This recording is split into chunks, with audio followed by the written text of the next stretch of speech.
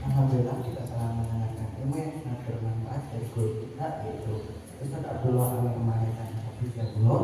Selanjutnya kita memasuki sesi tanya jawab. Jadi kepada jemaah yang memiliki pertanyaan, silakan untuk menulisnya di secari kertas, kemudian dikumpulkan kepada panitia. Oh, di secari kertas, gak ada kertas katanya. Langsung aja nggak apa-apa. Silakan. Tafadhol, silakan. Mic-nya kasih. Nah, silakan. Assalamualaikum Ustaz. Waalaikumsalam. Selama ini kan kita tahu, baru sekarang tahu bahwa turunnya Al-Quran di 10 hari terakhir. Iya. Nah selama ini yang tahu ya tanggal 17 Ramadan itu Quran. Yang kedua, sebetulnya kalau untuk sholat di masjid bukannya karena kebanyakannya, bukannya karena kita tidak nyaman dengan ayat-ayat panjang, tapi karena situasi kondisi. Umpamanya imamnya tidak mempunyai lagu yang baik. Tidak apa? Lagu nada yang baik. Jadi kita bacanya kurang enak. Kita itu nggak enak, jadi hilang konsentrasi. Betul. Ketiga, untuk kita sebagai jemaah untuk masuk ke masjid harus pakai wangi-wangian. Ya. Itu yang disenangin oleh para malaikat. Ya. Kira-kira malaikat apa aja yang senang gitu dengan kita? Apakah Kira-kira semua malaikat? Ya. Siap. Apakah semua malaikat? Karena kalau ada yang bilang kalau pamannya kita bawa berarti malaikat Israel tidak mau dekat gitu. Malaikat Israel. Gitu.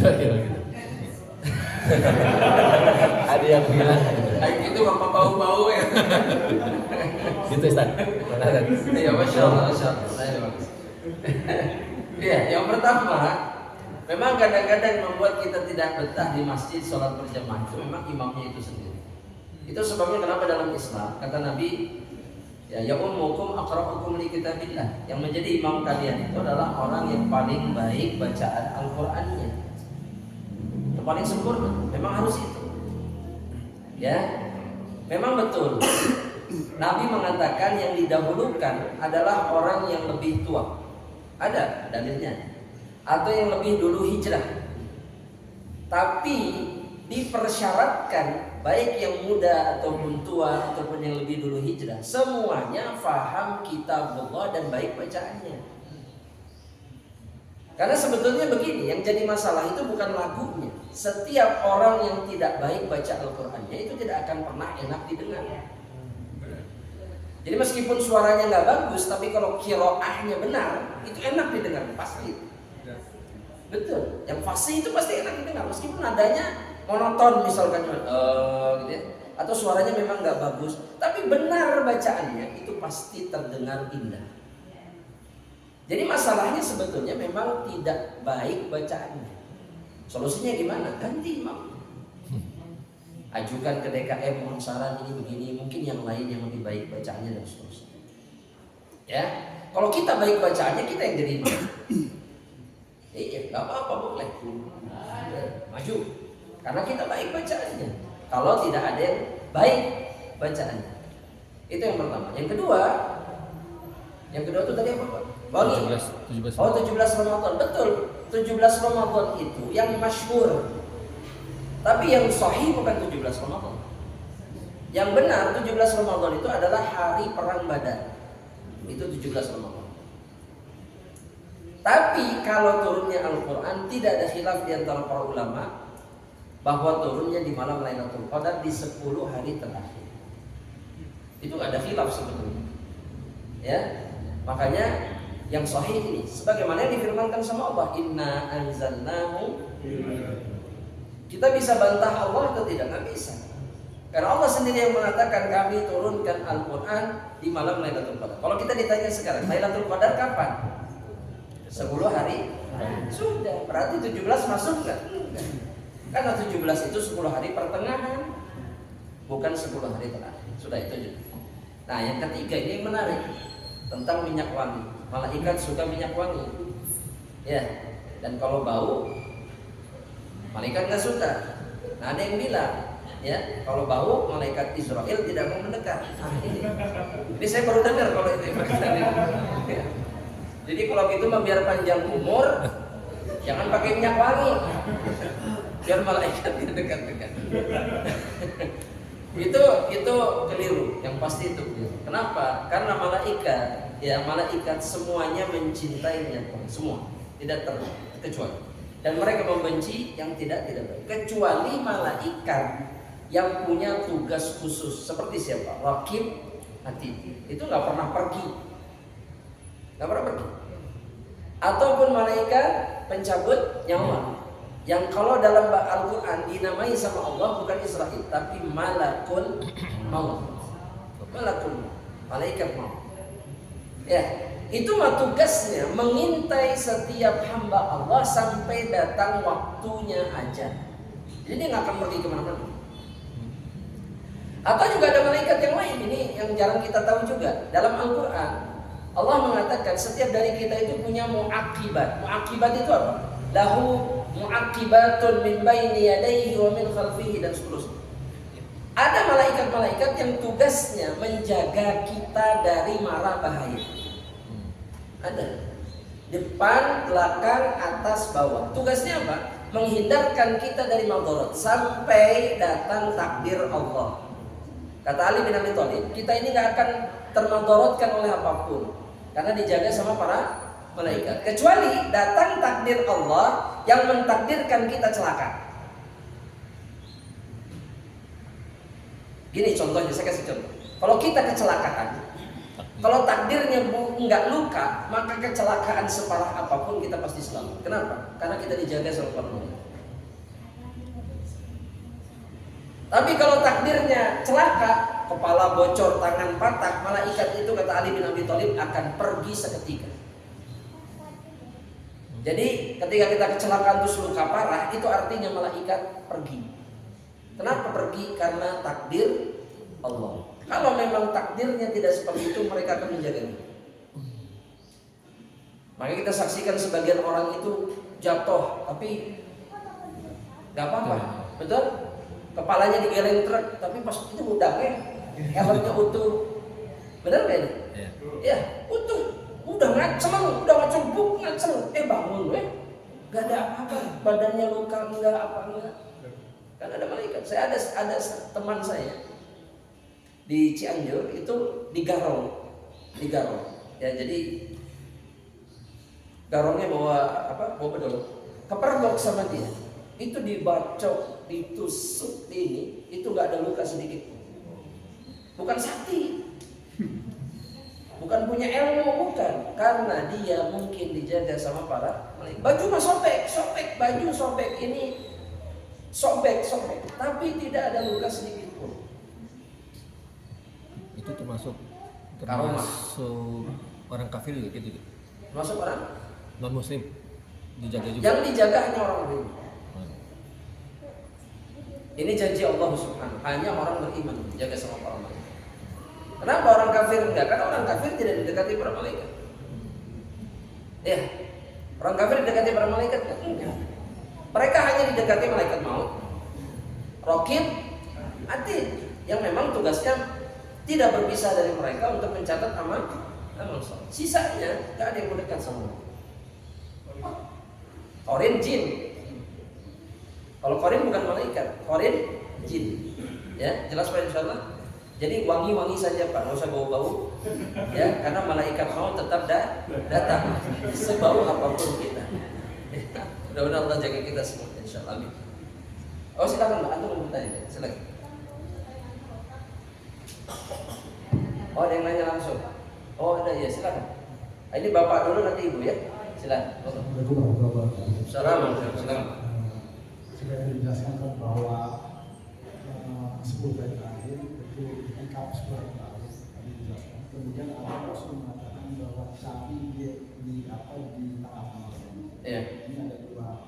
Ini ada orang yang melakukan mencari itu pada saat malam Saja. Pertanyaannya begini, kalau kita melakukan seseorang yang pilih orang lainnya saja. Ya. Apa itu boleh? Memang kalau utama itu pasti yang 10 saja. Ya. Ini boleh kan? Nah, jika dia tidak punya kemampuan untuk beribadah dalam sepanjang malam itu, maka dia tidak meninggalkan semuanya.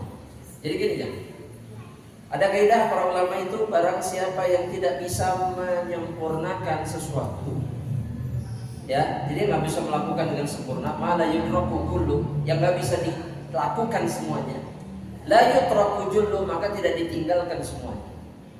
Jadi kalau nggak bisa 10 hari full, maka pilih hari-hari yang kita mampu ibadah di dalam. Nah kalau kemudian memilih malam-malam ganjil, boleh nggak? Boleh, nggak ada masalah. Tapi catatannya kalau memang tidak bisa sempurna 10 hari, maka yang terbaik, yang diduga kemungkinan malam Lailatul Qadarnya besar, itu memang di malam-malam ganjil. Itu dalil, itu ada dalil. Ya, jadi fokus, tapi bukan berarti kemudian hanya fokus di hari itu. Jadi di malam-malam yang lain pun seperti Nabi Muhammad SAW tetap ibadahnya kuat, tapi di malam-malam ganjil jauh lebih kuat, lebih baik.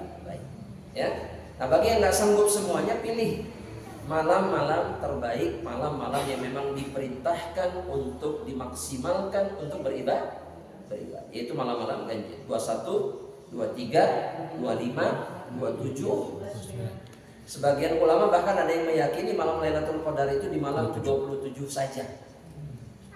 Ya, makanya kalau di Mekah itu, Mekah Madinah, malam 27 itu malam paling ramai.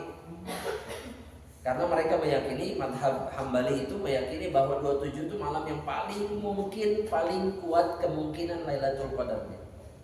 Itu ada dalilnya. Makanya mereka di 27 itu, udah gak masuk akal jumlahnya. Banyak sekali.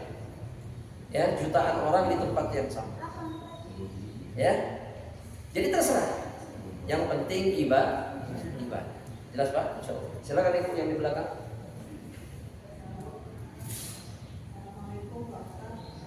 Salam, Bu, silakan.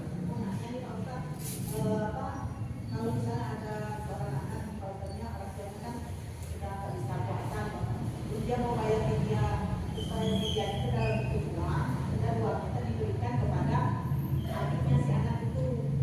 Kepada siapa? Kepada misalnya kayak saya nih, maksudnya orang tua saya sudah nggak bisa puasa, misalnya saya bayarin media, uang media, misalnya saya bayarin ke kasih ke adik saya yang memang lebih enak, yang membutuhkan. Nah, kita harus tahu dulu fidyah itu fungsinya apa.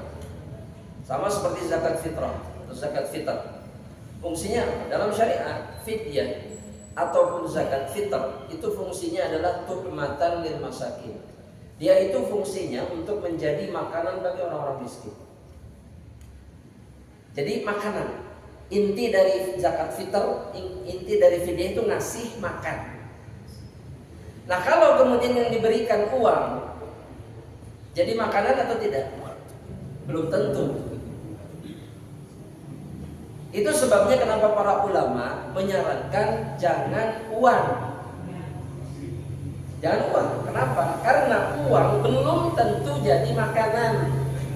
Sedangkan fidyah dan zakat fitr itu ditujukan, pensyariatannya itu memang untuk ngasih makan. Jadi fidyah itu fungsinya kasih makan. Nah, saran saya, kalaupun diberikan dalam bentuk uang, maka katakan sama adik, boleh nggak dikasihkan ke adik? Boleh, selama dia fakir ataupun miskin atau membutuhkan, boleh. Tapi katakan ini jadi makanan. Ya, jangan kemudian dipakai untuk beli yang bukan makanan. Ya, fidyah misalkan 30 hari duitnya lumayan, dipakai beli baju buat lebaran misalkan. Ini fidyahnya jadi nggak sah. Fidyahnya jadi tidak sah karena tujuan fidyahnya tidak terpenuhi. Itu kata para ulama. Makanya gini, ke masjid boleh nggak Ustaz zakat itu uang? Boleh. Tapi ada tapinya. Uang ini dirubah jadi beras oleh DKM. Atau jadi makanan pokok yang lainnya. Di Bandung mah beras, di Papua mah sagu. Ya. Kalau di Papua kan makanannya bukan beras Pak, sagu. Kalau di Papua zakat fitrahnya bukan beras, sagu. Karena itu makanan pokoknya. Nah uangnya dirubah jadi makanan, itu boleh, nggak ada masalah. Jadi masjid misalnya menentukan 2,5 kilo atau 3 kilo itu sekian puluh ribu, uangnya diterima aja. Tapi ini rubah jadi beras. Belikan beras baru dibagikan dalam bentuk beras. Kalau zakat mal boleh diberikan dalam bentuk harta atau uang. Ya, zakat mal itu zakat yang setahun nisab, ya, 85 gram emas ataupun boleh juga senilai perak. Dan kemudian ini boleh diberikan dalam bentuk apa? Uang. Tapi kalau zakat fitrah sama fidyah tidak. Jadi saran saya begitu Bu ya. Mudah-mudahan jelas insyaallah taala. Karena tujuan fidyah sama zakat fitrah itu atau zakat fitr itu apa? Ngasih makan. Kata Nabi tu'matan lil masakin. Zakat fitr itu sebagai makanan bagi orang miskin, wa tuhratan lis-shaimi, dan membersihkan, mensucikan orang yang berpuasa dari dosa-dosa. Mudah-mudahan jelas insyaallah taala. Kita jawab pertanyaan yang masuk lewat kertas. Ustadz, benarkah Aisyah istri Rasulullah SAW pernah iktikaf di masjid? Betul, bahkan ini dilakukan setiap tahun setelah Nabi tidak ada sampai akhir hayatnya. Jadi Ibunda Aisyah itu setelah Nabi nggak ada, Ibunda Aisyah iktikaf setiap tahun di masjid Rasulullah SAW, dan Ibunda Aisyah setiap tahun membuat tenda di dalam masjid. Sebagai apa? Tempat ibadah beliau. Jadi beliau kalau mau ibadah masuk ke situ. Supaya apa? Supaya tidak terlihat siapapun. Jadi nggak kelihatan orang. Ya, kan kalau zaman Nabi kan kemungkinan kelihatannya besar. Betul nggak Pak? Kelihatan lagi sholat, kelihatan lagi apa? Nah, Ibunda Aisyah pakai tenda dalam hadis sahih. Dan istri-istri Nabi yang lain pun sama. Mereka di masjid iktikaf setelah Nabi tidak. Pernah terjadi beliau iktikaf ketika Nabi iktikaf di masjid. Tapi akhirnya, jadi ketika lihat Aisyah di masjid, Hafsah ke masjid. Ketika lihat Hafsah ke masjid, istri yang lain Ummu Habibah ke masjid. Akhirnya jadi ke masjid itu karena cemburu. Cemburu karena ada Nabi di mana? Di masjid. Sama Nabi diusir semuanya, disuruh pulang sama Nabi. Pulang semuanya, pulang kata Nabi, pulang. Karena dilihat sama Nabi, mereka datang ke masjid karena cemburu. Jadi lihat Aisyah ke masjid, ia datang. Itu datang, ia datang. Ya, 9-9-nya di masjid, bayangkan coba. Ya, dan Nabi melihat, oh ini datang karena cemburu, bukan karena pengen ibadah. Disuruh pulang. Tapi setelah Nabi tidak ada, maka beliau iktikaf di masjid. Boleh, tidak ada masalah. Yang penting terjaga dari fitnah. Ya. Masya Allah. Pertanyaan berikutnya. Allah Ustaz.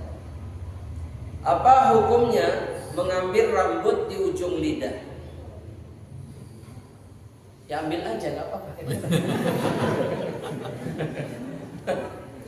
Tapi pertanyaan bukan itu. Maksudnya di ujung lidah itu hampir ke tenggorokan. Maksudnya ujung lidah yang belakang. Dengan jari telunjuk, apakah batal puasanya? Tidak. Kan jari telunjuknya nggak ketelan. Kecuali jari telunjuknya coplok masuk ke dalam. Itu batal. Jari telunjuk ada sirup. Ya, iya kan. Jadi masukin jari telunjuk ke mulut, ke tenggorokan boleh, nggak apa-apa. Boleh nggak apa-apa. Ya, tidak batal. Nah, kalau muntah tanpa sengaja juga nggak batal. Kalau nggak sengaja nggak batal. Yang batal itu kalau sengaja, nggak aja di utak gitu, nah itu batal. Tapi kalau nggak sengaja tidak batal. Ya. Atau jadi telunjuknya kata saya juga coplok masuk ke dalam. Nah itu batal. Kenapa? Karena memasukkan sesuatu ke dalam lambung. Batal. Ya, sehingga para ulama bilang begini, kalaulah seseorang memakan batu sehingga masuk ke lambungnya, dia batal. Meskipun dia bukan makan, tapi memasukkan sesuatu sampai ke lambung, nah ini yang membatalkan. Ya, jadi ini berlaku untuk apa saja yang efeknya ke lambung, seperti laparnya jadi hilang, misalkan kalau dimasukkan ke tubuh, ini batal sudah. Ya, kan ada zat tertentu yang kalau disuntikkan ke badan itu lapar kita hilang. Betul? Ini sudah batal statusnya. Meskipun nggak lewat mulut, tapi efeknya kemana? Ke lambung. Maka ini sudah membatalkan. Pertanyaan kedua, pertanyaan. Mana yang lebih afdal atau paling afdal, membayar fidyah ketika masih Ramadan atau sesudah hari raya? Kalau ingin menggabungkan pahala bulan Ramadan dengan fidyah, ya di bulan Ramadan. Jadi ada nilai yang lebih besar karena bulan Ramadan. Jadi begini caranya, setiap hari puasa, misalkan hari ini selesai tanggal 22, maka ba'da maghrib keluarkan fidyah. Nah fidyah itu baru bisa dikeluarkan kalau puasanya sudah berlaku, sudah berlangsung. Jadi nggak boleh fidyah sebelum Ramadan. Dan udah tahu di Ramadan kita bisa puasa, saya keluarkan aja fidyahnya dulu. Nggak boleh, nggak sah fidyahnya. Fidyah itu baru boleh dikeluarkan kalau kita sudah lewat puasanya. Misalkan hari pertama lewat, nah ba'da maghrib sudah bisa keluar fidyah untuk hari itu. Besoknya gitu lagi keluar fidyah. Nah boleh diakhirkan nanti di akhir bulan Ramadan atau di tanggal, misalkan tanggal 15 lah fidyahnya dikeluarkan di hari ke-15, boleh, nggak ada masalah. Atau setelah bulan Ramadan di bulan Syawal, itu pun boleh dilakukan. Jelas ya, mudah-mudahan insyaallah ta'ala. Boleh. Yang penting sudah lewat bulan Ramadan ya berarti di bulan Syawal atau di malam hari raya di akhir Ramadan. Itu keluarkan semuanya boleh. Dan ya, Allah taala bersama. Ustaz, bagaimana hukumnya jika seseorang mendapatkan ilmu lalu berniat untuk mengamalkan, membagikan ilmu tersebut kepada orang lain, sementara dia sendiri masih berbuat dosa? Apakah amalan menyebarkan ilmu itu masih diterima sama Allah? Masih. Coba tanyakan sama diri kita sendiri. Siapa di antara kita yang bebas dari dosa? Gak ada. Tapi kita masih melakukan kebaikan, betul nggak? Betul nggak ya? Iya. Terus kebaikan itu berguna nggak buat kita? Berguna. Karena Allah bilang, innal hasanat yudhibna sayyi'at. Kebaikan itu menghapuskan dosa. Yang salah itu ketika dia merasa dirinya berdosa terus tidak beramal, itu yang ngaco. Sehingga dia nggak punya apapun untuk menghapuskan dosanya. Tobat enggak, beramal soleh tidak. Jadi dosanya nggak kehapus. Tapi kalau orang yang berdosa tapi kemudian dia juga beramal soleh, maka dosanya bisa terhapuskan oleh amal soleh. Dalam surat Hud ayat 114 kan Allah bilang begitu. Innal hasanati yudhibna sayyi'at. Sesungguhnya kebaikan itu menghapuskan dosa. Iya, yang kecil betul. Kalau yang besar harus taubat. Betul itu. Tapi Syekhul Islam Ibnu Taimiyah mengatakan, ya beliau mengatakan bisa jadi kebaikan-kebaikan ini juga menghapuskan yang besar, meskipun ada kewajiban bertobat. Semua dikembalikan kepada siapa? Kenapa? Betul nggak? Allah itu kan bisa mengampuni apa aja, termasuk dosa besar. Meskipun orang itu tidak bertobat, betul nggak? Tapi kewajiban hamba ketika berdosa besar bertobat. Perintahnya apa? Tobat. Tapi kalaupun dia nggak tobat, tapi Allah berkehendak mengampuni dia, bisa? Bisa. Dan itu bisa jadi karena amal soleh yang dia kerjakan. Makanya kita jangan meremehkan kebaikan. Dan Nabi bilang itu, la tahtaqiranna minal ma'rufi syai'an. Jangan remehkan kebaikan sedikit pun. Ada ahli maksiat besar yang diampuni gara-gara sedekah sama hewan. Betul nggak? Betul. Ada pendosa besar karena amalan remeh, dosa besarnya diampuni sama Allah Subhanahu wa taala. Semua dikembalikan kepada rahmat Allah dan kehendak Allah Subhanahu wa taala. Jelas ya? Bapak Ibu sekalian rahmatullah Allah Subhanahu wa taala, mudah-mudahan Allah mengampuni kita semuanya.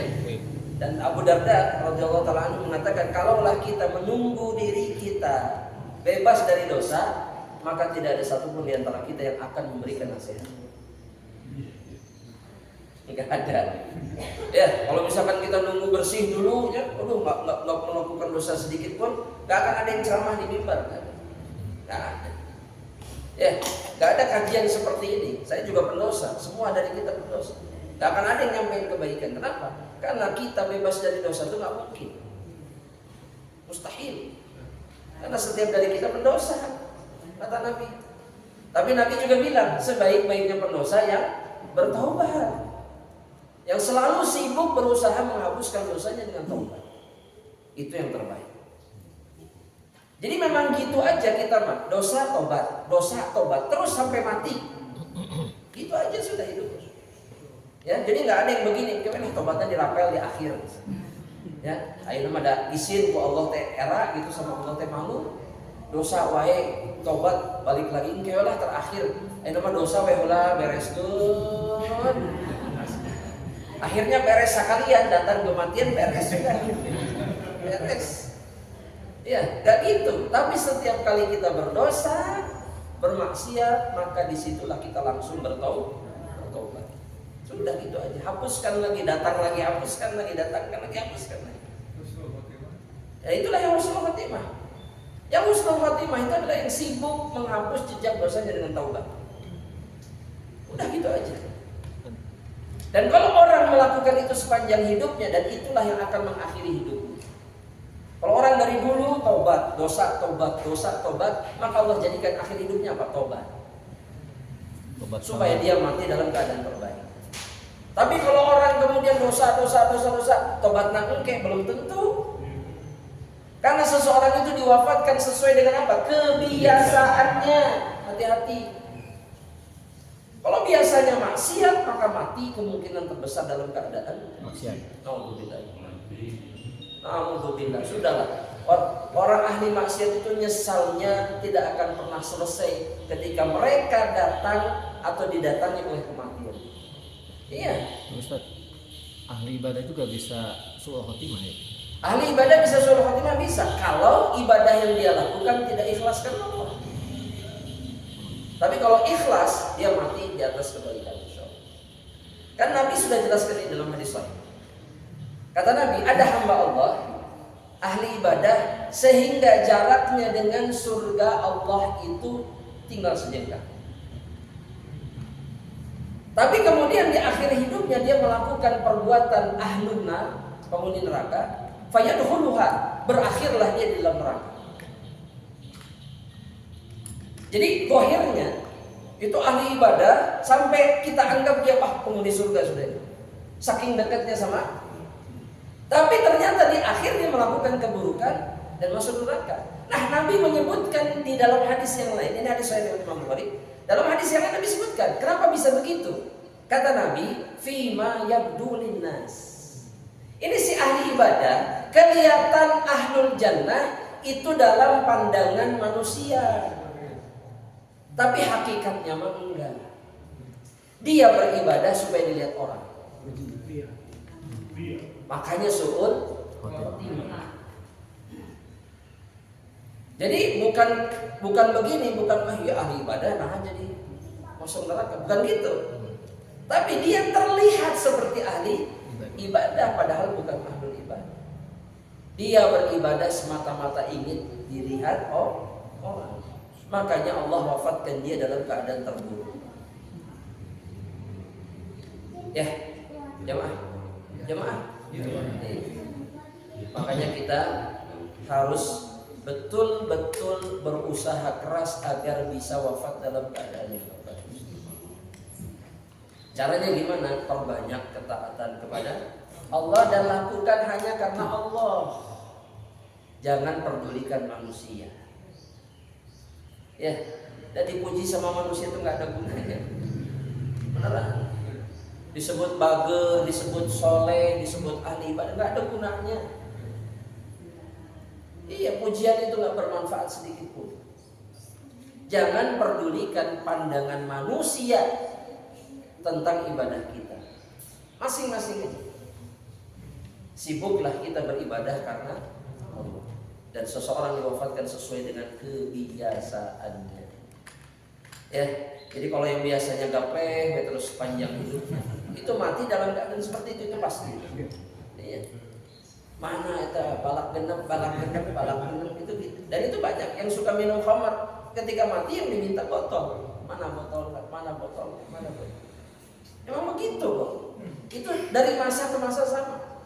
Al-Imam Ibnu Qayyim rahimahullah ta'ala, beliau mengatakan kisah orang-orang yang su'ul khotimah itu sebagian yang tukang minum gitu, yang diminta gelas. Mana gelas? Yang suka lihat yang haram itu disebut nama-nama perempuan yang disebut si fulana itu yang disebut-sebut ketika sakaratul maut. Ya, ketika dia kerjaannya bangun rumah terus, yang ditanya itu rumah si fulan, yang disebutkan cuma itu, karena itu yang ada di kepalanya sepanjang hidup, bukan ibadah. Tapi kalau yang diingatnya ibadah dan Allah Subhanahu wa taala sepanjang hidupnya, maka inilah yang akan dia ingat ketika sakaratul maut. Ya, dan ini nggak mungkin terjadi kalau kita tidak istiqomah di atas kebaikan. Saat mendengar di antara sholat dengan waktu sholat yang lain itu penggugur dosa, benar. Sholat dengan sholat yang lain penggugur dosa. Ramadan dengan Ramadan yang lain penggugur dosa. Jumat ke Jumat yang lain penggugur dosa. Umrah ke umrah yang lain penggugur dosa. Iya. Jadi sholat 5 waktu, ibu, dari duhur ke asar, antara duhur sama asar dosanya dihapuskan. Asar ke maghrib ada dosa di antara asar sama maghrib, maka ketika sholat maghrib dosanya dihapuskan. Dan begitu seterusnya. Jadi sebetulnya kesempatan kita untuk diampuni Allah itu banyak. Cuman betapa banyak yang menyia-nyiakan kesempatan ya. Ya. Dan sering kali hancur gara-gara apa? Ria. Ya, ke masjid teh kunaon Pak? Aduh, terawas ke tetangga misalnya. Gak enak sama tetangga. Nah, pilih pasnya, pilih dia, kemarin di ontrol ke rumah, jangan ke masjid, era malu bisa. Ini boleh? Nggak boleh. Datanglah ke masjid karena siapa? Karena Allah. Datang ke masjid, bukan karena manusia. Ya, mudah-mudahan ini mencukupkan kita semua jemaah Allah Subhanahu wa taala, dan mudah-mudahan Allah karuniakan kepada kita malam Lailatul Qadar insyaallah.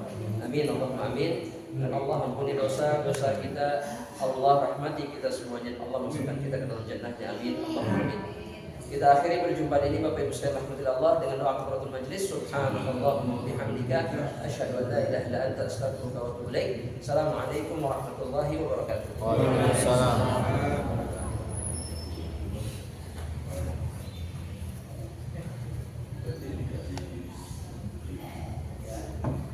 Mengucapkan jazakumullah khairan kepada jamaah yang telah menghadiri kajian pada hari ini. Semoga kita dapat mengamalkan ilmu yang telah diraih dan menjadi hamba yang selalu memaksimalkan ibadah di 10 malam terakhir di bulan Ramadan. Sebagaimana Rasulullah SAW dan para sahabatnya. Saya sebagai pembawa acara kajian ini Pak izin pamit. Mohon maaf bila terdapat kekurangan dan kesalahan dalam pelaksanaan. Kita tutup dengan doa kafaratul majlis.